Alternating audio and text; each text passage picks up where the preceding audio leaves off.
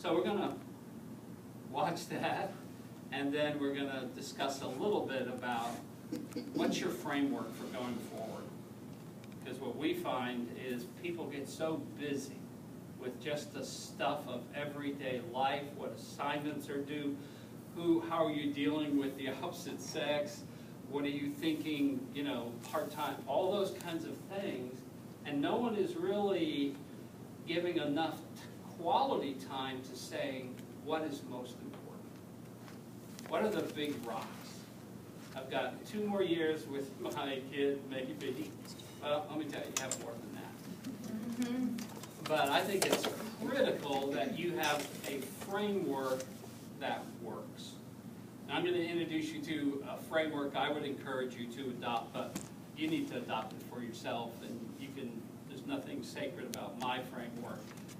My fear is parents don't have any framework, and therefore they kind of shoot from their back pocket at times, or they're crisis-driven. They get serious about their kids when there's a crisis, but not the whole preparation thing. What are we doing to actually make these people become adults who know how to make life work on their own as they walk with God? That's not a big passion. So let me turn off. I'm going to need someone to turn off the lights at the right time so I can still see what I'm doing here, okay? So if I can get one lady at each light.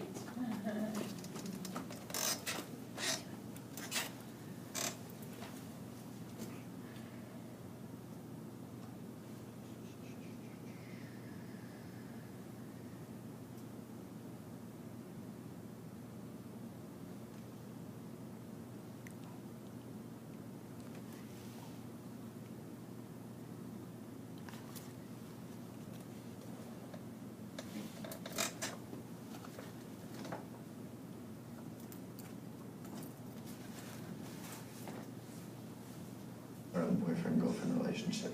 Most of the time when I did have hookups, it was because I was either drunk or I was on drugs. What's his name that I hooked up with back then? Well, in and of itself, it's enjoyable. I mean, kissing somebody, being with them, contact, it's fun. Hungry like the wolf, man. You know, no ties. Just, I mean, you know, you can give the next night phone call if you're feeling crazy. But you know, it's just everybody wins. A hookup, you don't have to know her first name, her last name. It's just you see her at a club, you go talk to her, go do what y'all do, and then go back home. I mean, then split from there, never see her again. What's good about hooking up from a female perspective? Well, when you like hook up with people, it makes you feel like, especially if you're out and you can get someone to like hook up with you, which is making out.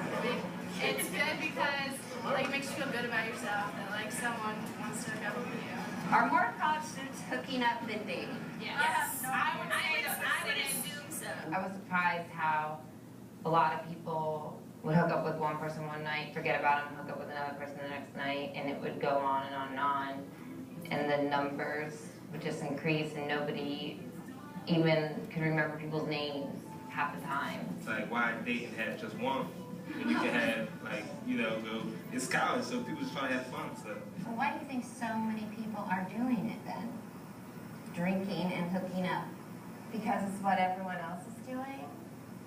Because in a way it's fun for a lot of people. It's fun to go out drinking. I think a lot of people feel like, oh, I'm in college. This is kind of what I'm supposed to be doing. Like, college is the time for sexual experimentation and all of that. Drunken sex is definitely not always good sex. Not at all. I've had a friend who threw up on his girlfriend in the middle of drunken sex, so it's not always the best. And it just ended up not working because I drank way too much and was, kind of not accustomed to how alcohol gives you whiskey dick. You hook up with anybody, Stephen? I could not have performed before. I could not have had sex last time. I mean, I think that one problem with the way that many people have looked at the hookup culture is this whole idea, okay, girls are getting the screw here. They're the ones who end up hurt in the morning. They're the ones who have problems with intimacy or feel bad about their decisions. But from the guys I've talked to, they deal with the same things. Guys regret cheap hookups. They regret sleeping with a girl when it wasn't really what they wanted to do. They feel awkward then seeing her and feel like, why did I make that decision? So it's something that both guys and girls deal with. Yeah, definitely. There's so many horrible things that can come out of just one drunken night of meaningless sex. Is there a downside to hooking up? You could get STDs, you could get raped. I mean, there's several negatives. You could get pregnant. So tell me about the night you got pregnant. The night I got pregnant, I was with a guy, we'll call him W, who was a part of my drinking group. We were acquaintances, and we hooked up one night. And when we were finished, we realized that there had been a condom malfunction. And I didn't really think much of it because it was one of those things where I thought, that'll never happen to me. It's just, And 3 weeks later, I found out I was pregnant. How did it change the structure of your lifestyle when you found out you were pregnant? A lot, because I had been out partying a lot at that point, going out, not every night, but a lot of nights. And, as soon as I found out, I stopped all of that. It's rampant, it's everywhere. Actually, I'm having surgery tomorrow because I have precancerous cells in my cervix. Is that from HPV? Well, I didn't have an HPV test, but generally it is. And, I even talked to my doctor about it, and she told me that 1 in 4 people have HPV. 1 in 4 people has it. And she even went on to tell me that statistics show that pretty much every person in America will have HPV at some point in their life. And that's, that's scary. And especially, for men, it doesn't really do anything, but they don't get tested, they don't know they have it. Right. And, you get it, and sometimes it goes away, and you're cool, and you never even know you had it. But in my case, I have to go have surgery tomorrow. And, it's probably as a result of HPV.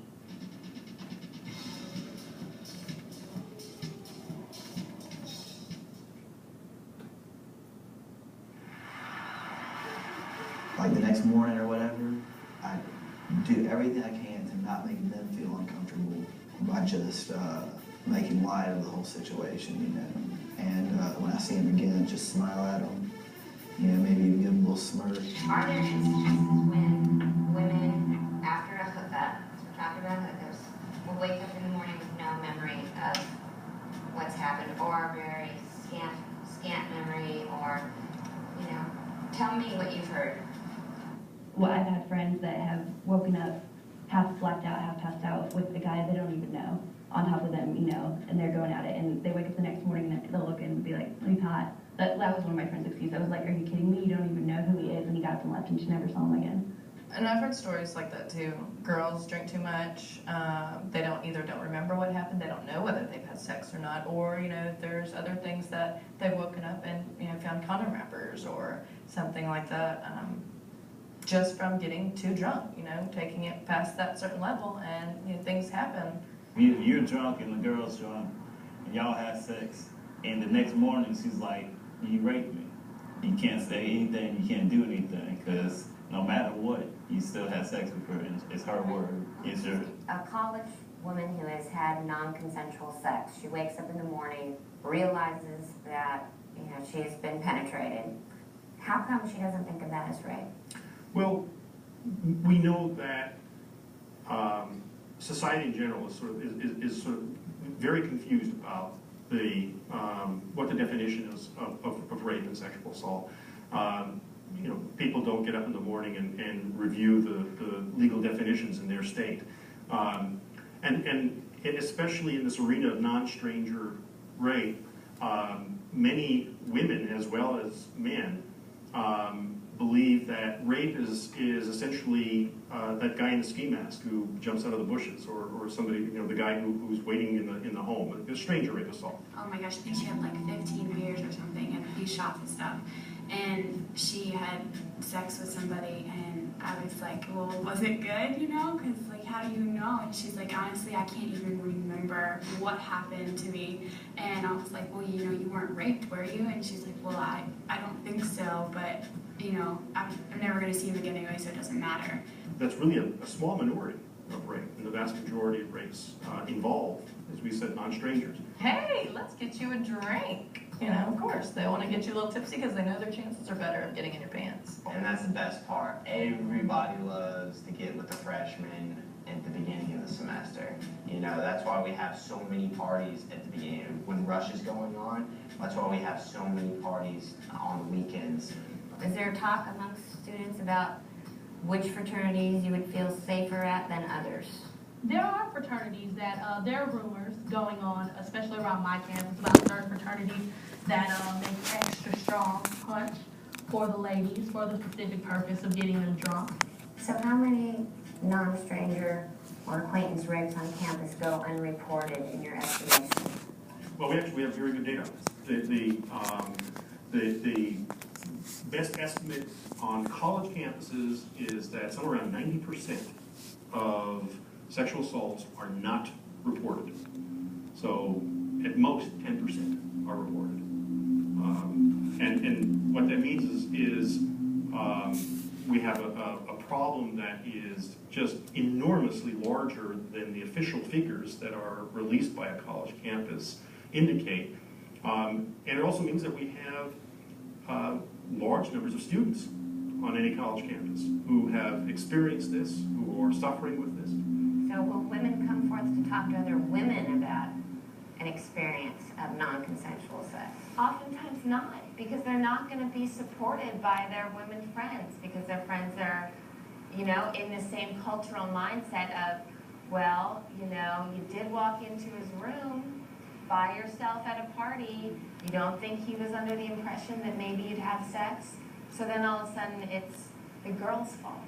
And everyone's rushing to blame the girl for what happened to her, instead of say, well, it's a guy's responsibility to ask for consent for sex, and giving a little bit, you know, if you start to hook up with a guy and then say no, stop, that still means no. Whether you're making out with him, whether you're both naked, the second you say no, it means no, but that's not something that people understand. There, he picked me up, and I was about 100 pounds, so I had no way of defending myself. He picked me up and was holding my legs and still kissing me. And despite my screaming and movement, nothing happened. He was like, "You're a bitch, you were sitting on my lap, what the fuck are you doing?" Somehow I got away from him, crying, not understand, like I didn't understand if someone's crying and telling you to stop, why you keep going. And then I'm too scared to even drive.